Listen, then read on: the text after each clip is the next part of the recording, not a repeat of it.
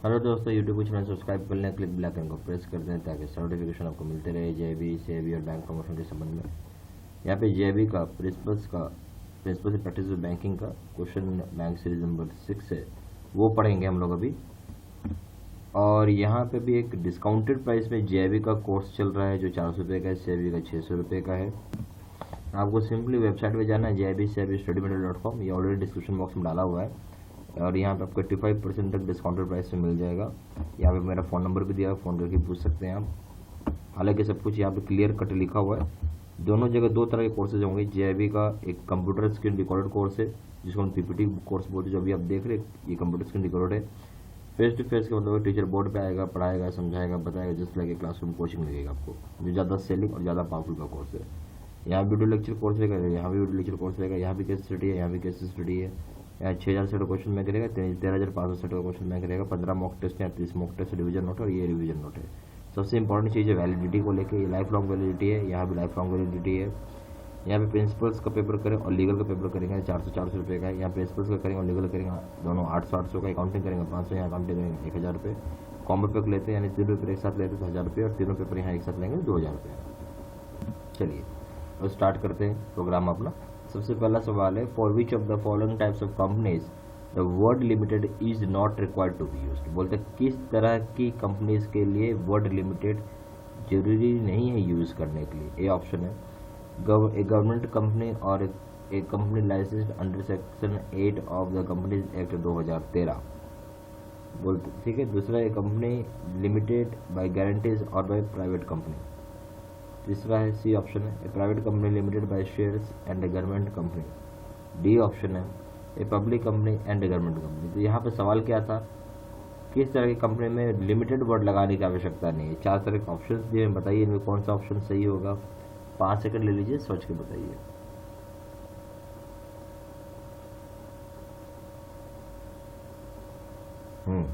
इसका सही जवाब आ जाएगा ए हो जाएगा। ये गवर्नमेंट कंपनी हो सकता है या फिर कंपनी जो कि लाइसेंस होगा under section 8 of companies act 2013 के तहत। तो यहाँ पे वर्ड जरूरी नहीं है लिमिटेड लगाना। कोई भी गवर्नमेंट कंपनी या कोई कंपनी जो लाइसेंस है under section 8 of companies act, उसमें वर्ड लिमिटेड लगाना जरूरी नहीं है। बाकी पब्लिक कंपनी हो, प्राइवेट कंपनी हो, उसमें लगाना जरूरी है। या फिर कंपनी लिमिटेड बाय शेयर्स हो, या फिर उसी तरह का कोई गवर्नमेंट कंपनी तो वहाँ भी लगाना जरूरी है। पब्लिक कंपनी हो या कोई गवर्नमेंट कंपनी हो, वहाँ भी लगाना जरूरी है। सिर्फ कहाँ लगाना जरूरी नहीं, गवर्नमेंट कंपनी और कंपनी जो लाइसेंस्ड है under section 8 of companies act 2013। दूसरा सवाल, minimum number of members in a private company is 2। बोलता है मिनिमम नंबर ऑफ मेंबर्स जो होंगे किसी प्राइवेट कंपनी में वो 2 हैं, और maximum number of members in public company 50। बोलते हैं मैक्सिमम नंबर ऑफ मेंबर्स जो होगा पब्लिक कंपनी में 50 है। फिर बोलता है minimum number of directors in a private company 3। बोलता है minimum number of directors private company में 3 होंगे। फिर maximum number of directors in a public company is restricted to 12। बोलता है रेस्ट्रिक्टेड कितना है, पब्लिक लिमिटेड कंपनी में 12 है। तो कौन सा बात सही है इसमें? ए ऑप्शन है ओनली ए, बी ऑप्शन है only A and D, C option है A C and D, D option है नन ऑफ द अबव। बताइए कौन सा ऑप्शन सही है।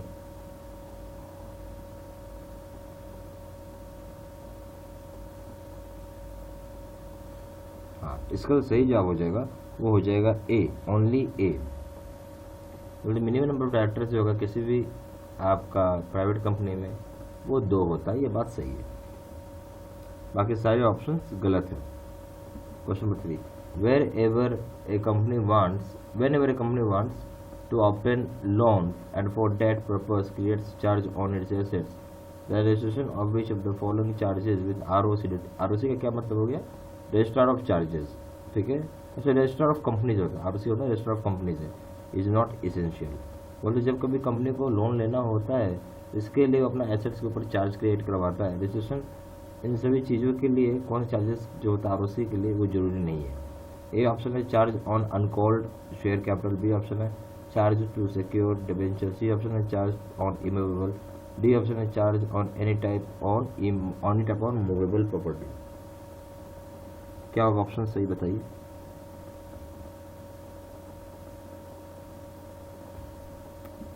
तो सही ऑप्शन है डी। बोला चार्ज किसी भी तरह का मूवेबल प्रॉपर्टी में ROC में फाइल करवा सकते हैं। ROC में किस चीज़ का चार्ज फाइल होता है, मूवेबल प्रॉपर्टी का चार्ज आप फाइल करवा सकते हैं। ठीक है, इस चीज़ के लिए जरूरी नहीं है। मतलब क्या बोलते हैं, जो आर यहाँ सवाल क्या था, नॉट इसेंशियल, जरूरी नहीं है। जो चार्ज आप मूवेबल प्रॉपर्टी भी क्रिएट करवा रहे हैं, जैसे कार हो गया, व्हीकल्स हो गया, उस चीज़ के ऊपर जरूरी नहीं कि आप उसको आरओसी में रजिस्ट्रेशन करवाएं।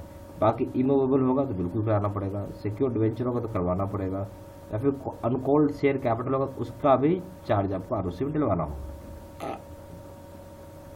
तो MSC units association is maintaining a current account with your bank which is operated, ठीक है, by its president and secretary singly.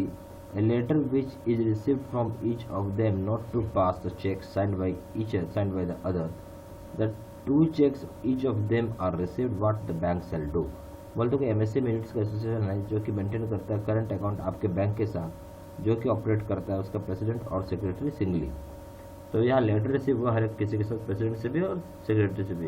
ये अकाउंट को जो चेक है उसको पास ना किया जाए, जो कि साइन किया रहेगा एक अलग, चाहे प्रेसिडेंट का हो चाहे सेक्रेटरी का, आपस में लोगों ने बोला। दो चेक यहाँ पे पास किया गया दोनों के द्वारा और रिसीव किया बैंक को, तो बैंक अब क्या करेगा। ये ऑप्शन है, since they have no authority to cancel the authority the cheque shall be paid. बोलता है क्योंकि बैंक का उसको ऑथोरिटी नहीं है कि कैंसिल कर सके ऑथोरिटी को, तो चेक को पे करना पड़ेगा। बी ऑप्शन है, since they are only agent authority can not be cancelled and the cheque shall be paid. बोलते क्योंकि ये लोग एजेंट हैं केवल, ऑथोरिटी को कैंसिल नहीं किया जा सकता है और चेक को पे करना ही पड़ेगा। ठीक है, उसके बाद है यहाँ पे, since there is dispute between them it would be advisable to write to the club about this letters notice. These letters and notice about a stop payment may be given and checks be returned. क्योंकि सारे disputes होते हैं जहाँ advisable है, इसको right किया जाए club को, और जो लेटर्स होगा नोटिस का स्टॉप पेमेंट का दिया जाए, चेक्स को रिटर्न किया जाए। बी ऑप्शन होगा, banks to continue operations unless there is letter from club. बोलता बैंक कंटिन्यू करेगा ऑपरेशन करना अनलेस यहाँ पे जो लेटर होगा क्लब का नहीं मिलता है। सही ऑप्शन क्या होगा, यहाँ सही ऑप्शन हो जाएगा सी, क्योंकि यहाँ पे डिस्प्यूट है इन लोगों के बीच में, जहाँ एडवाइजेबल है कि इसको राइट किया जाएगा क्लब को, और लेटर्स जो होगा, नोटिस जो होगा स्टॉप पेमेंट का दिया जाएगा और चेक्स को रिटर्न किया जाएगा। सी ऑप्शन सही है। Question number 5, account of a trust is open by the bank. बोलते अकाउंट जो होता है ट्रस्ट का उसको बैंक ओपन करती है। ट्रस्टीज के account of a trust is open by the bank which has 3 trustees who shall operate this account। बोलते जो अकाउंट होता है ट्रस्ट का उसको ओपन किया जा सकता है बैंक के द्वारा, ट्रस्ट के द्वारा। तो बोलते हैं यहाँ पे 3 ट्रस्टीज होते हैं, इसको अकाउंट को कौन ऑपरेट करेगा, ये सवाल है। ए ऑप्शन है, any of them can operate, बोलते कोई भी ऑपरेट कर सकता है। बी ऑप्शन है, trustee having the authority from other trustee. ठीक है, ट्रस्टी का ऑथोरिटी होता है किसी दूसरे ट्रस्टी के साथ। सी ऑप्शन हो जाएगा, the trustee having authority as per trust deed or all joint operation. और ट्रस्टी के पास ऑथोरिटी होता है जैसे पर ट्रस्ट डीड और ज्वाइंट ऑपरेशन के अलावा। डी ऑप्शन है, ज्वाइंट ऑपरेशन इरेस्पेक्टिव जो होगा of what is stated in the trust deed. बोले ज्वाइंट ऑपरेशन जो होगा रिस्पेक्टिव जो भी स्टेटेड होगा ट्रस्ट डीड में। तो सही ऑप्शन क्या हो जाएगा इस केस में, सी हो जाएगा कि the trustee having authority as per trust deed और is joint operation. Question number 6 है, X is appointed director, X is appointed executive, X is appointed executor for account of A. The account in the name of executor or administrator will be opened as। बोलते X appoint किया गया executor के रूप में account A के लिए, जो account होगा वो एग्जीक्यूटर का या एडमिनिस्ट्रेटर का, उसको ओपन किया जा सकता है कैसे। ए ऑप्शन है एज अकाउंट, बी ऑप्शन है एक्स अकाउंट, सी ऑप्शन है X executor to the state A deceased, D option है for A deceased X executive. क्या होगा सही ऑप्शन, सही ऑप्शन हो जाएगा A A's account. Question number 7, ABC limited a company has gone in liquidation and mister X is appointed as liquidator. A has gone for bank account, he sends a letter to the bank that he has to go abroad for 2 months and in his absence the account will be operated by his secretary।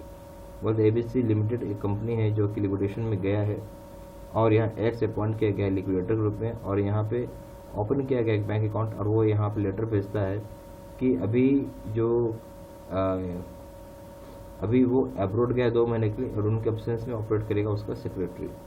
A option है bank will not accept such request, bank accept नहीं करेगा इस तरह का request. B option है bank will ask for specimen signature of secretary and allow the operation, bank specimen signature मांगेगा secretary को, allow करेगा ऑपरेशन। सी ऑप्शन है being special circumstances the current जो स्पेशल सर्कमस्टांसेस में जो अकाउंट होगा will be allowed to be operated by taking usual safeguard, account को allow किया जाएगा यूजुअल सेफगार्ड के हिसाब से।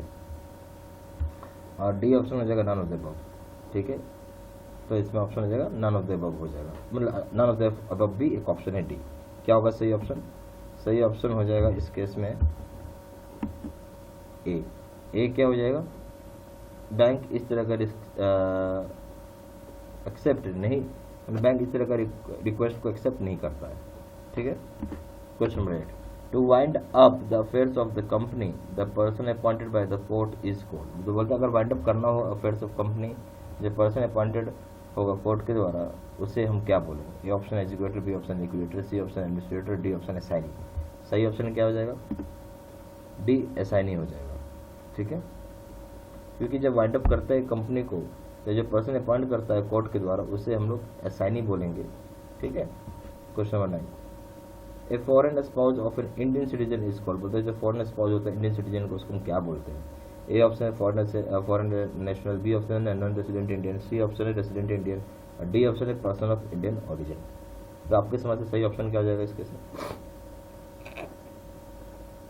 इस केस में सही ऑप्शन हो जाएगा D, person of Indian origin. बोलते जो स्पाउस होता है इंडियन सिटीजन का, उसको हम क्या बोलेंगे? पर्सन ऑफ इंडियन ओरिजिन बोलेंगे। Question number 10, N NRE R A account can be open days. बोलते हैं एनआरई आर ए अकाउंट को कैसे ओपन कर सकते हैं? ए ऑप्शन है current saving RD only, B A option हो गया, ए ऑप्शन क्या है current saving RD only, B option है saving RD and FD only, C option है saving current RD and FD only, D option है FD and saving only. क्या होना चाहिए ऑप्शन आपके समझ से? सेविंग में खोल दो, करंट में खोल दो, आरडी में खोल दो, एफडी में खोल दो, तीनों चीजें, चारों चीजें आएंगी इसमें, ठीक है। और अगर आपको कोर्स करने का इच्छा हो तो फ़ोन कर सकते हैं।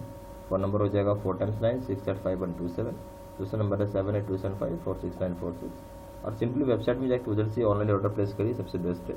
वेबसाइट हो जाएगा www.jibstudymail.com, ईमेल आईडी हो जाएगा sirsinam13@gmail.com। और ये इन्फॉर्मेशन में सारा इसी वीडियो के डिस्क्रिप्शन बॉक्स में भी डाल दिया, ठीक है।